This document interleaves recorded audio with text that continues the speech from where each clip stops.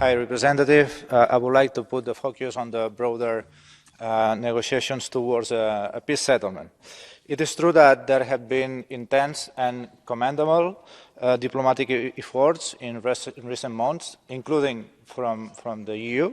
That's true. There's been 5 rounds of negotiations, discussions in Brussels. During these discussions, different issues have been tackled, issues like the limitation of the border, connectivity issues, including the Lachin corridor, humanitarian issues, the release of prisoners. It seems that, and correct me if I'm wrong, there's been little progress thus far, but to me the cornerstone will be the final status of Nagorno-Karabakh, where there is fundamental disagreement between the two sides. Concrete commitments are needed to guarantee the rights and the security of the native Armenian population of Nagorno-Karabakh and for the protection of their heritage and their culture. I am afraid there won't be any comprehensive and fair peace agreement without that. So I would like to ask you, Mr. Borel, what is your view on the need to agree on the final status for Nagorno-Karabakh and what minimum criteria should this status meet? Thank you. Thank you very much. High Como usted sabe, Representative. señor diputado, As you know, member of the European Parliament, these particular negotiations are being conducted by the President of the Council. It's not within my sphere of competence, it's not part of my remit, and I can't provide you any additional information, anything further beyond what you already know. And after the last meeting that took place in Moldova, and with the prospects which have been presented in the media as well, I really can't respond to your question with more content or more essence, if you like. We really don't know.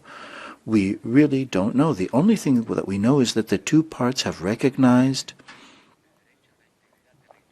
the territorial integrity of each part in concrete terms, and for the first time, and this may be slightly irrelevant, is that Armenia has included Karabakh as part of the territory of Azerbaijan.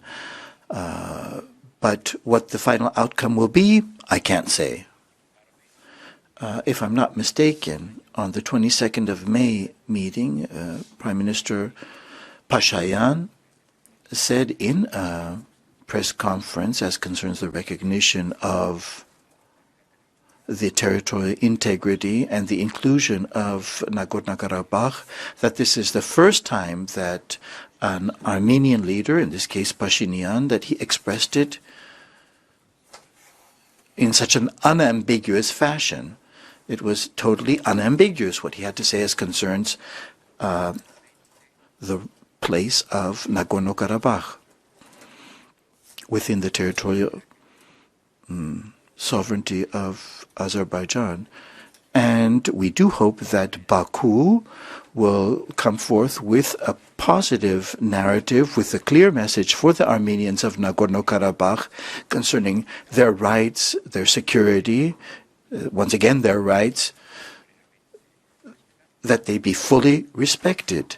That is one of the messages of the agreement, which ought to go hand in hand with the other points in the negotiation process, and any sort of hostile acts and the rhetoric, the negative narrative and the hostility, that will have to all be calmed down, that will have to be brought down.